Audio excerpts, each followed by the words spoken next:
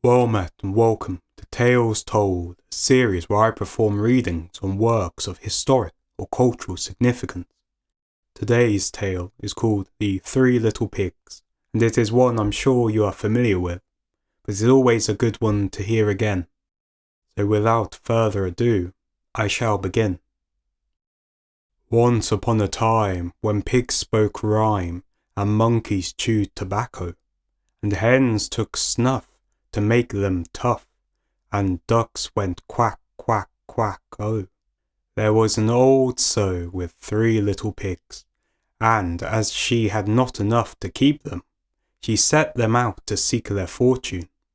The first that went out met a man with a bundle of straw, and said to him, "Please, man, give me that straw to build me a house." Which the man did, and the little pig built a house with it. Presently came along a wolf, and knocked on the door, and said, little pig, let me come in."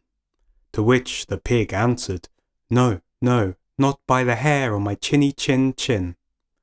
The wolf then answered to that, "Then I'll huff, and I'll puff, and I'll blow your house in." So he huffed and he puffed, and he blew the house in, and ate up the little pig. The second little pig met a man with a bundle of furs, and said, "Please, man, give me that furs to build a house." Which the man did, and the pig built his house.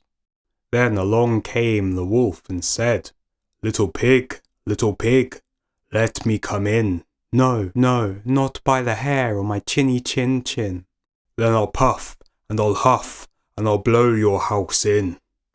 So he huffed, and he puffed, and he puffed, and he huffed, and at last he blew the house down, and he ate up the little pig.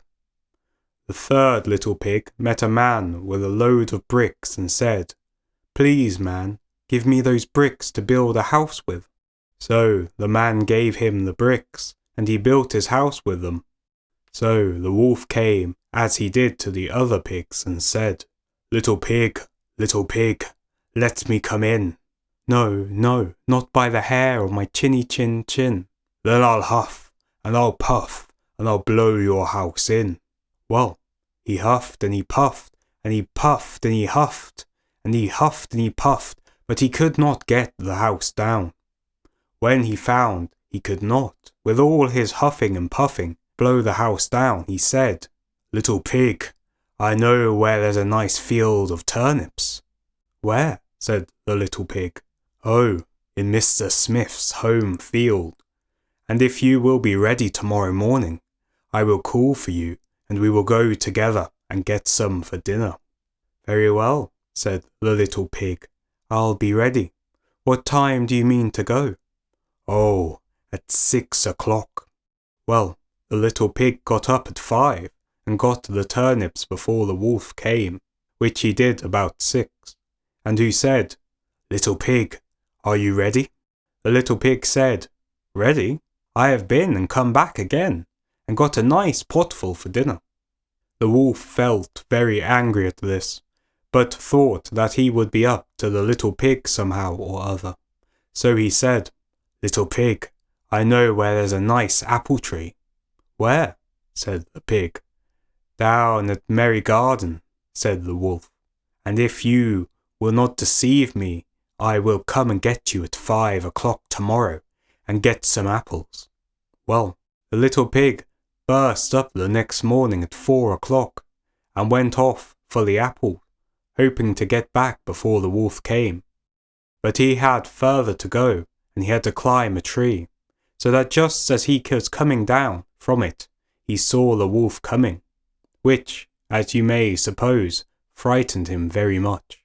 When the wolf came up, he said, little pig, what? Are you here before me? Are they nice apples?" "Yes, very," said the little pig. "I will throw you down one." And he threw it so far that, while the wolf was gone to pick it up, the little pig jumped down and ran home. The next day the wolf came again, and said to the little pig, "Little pig, there's a fair at Skankling this afternoon. Will you go?" "Oh yes," said the pig, "I will go. What time shall you be ready?" "At 3," said the wolf. So the little pig went off before that time as usual, and got to the fair and brought a butter churn, which he was going home with when he saw the wolf coming. Then he could not tell what to do. So he got into the churn and hid, and by so doing turned it round, and it rolled down the hill with the pig in it, which frightened the wolf so much that he ran home without going to the fair. He went to the little pig's house and told him how frightened he had been by such a great round thing that came down the hill past him. Then the little pig said, "Ha, I frightened you then. I had been to the fair and bought a butter churn, and when I saw you I got in it and rolled down the hill." Then the wolf was very angry indeed, and declared he would eat up the little pig, and that he would get down the chimney after him. Where the little pig saw what he was about, he hung on the pot full of water, and made it up a blazing fire, and just as the wolf was coming down, took off the cover, and in fell the wolf, and the little pig put the cover on again, in an instant boiled him, and ate him for supper, and lived happily ever after. So yes, that was the tale. It was a fun one to read, and one I'm sure you're familiar with. It is probably one of the most popular, most well known of such tales.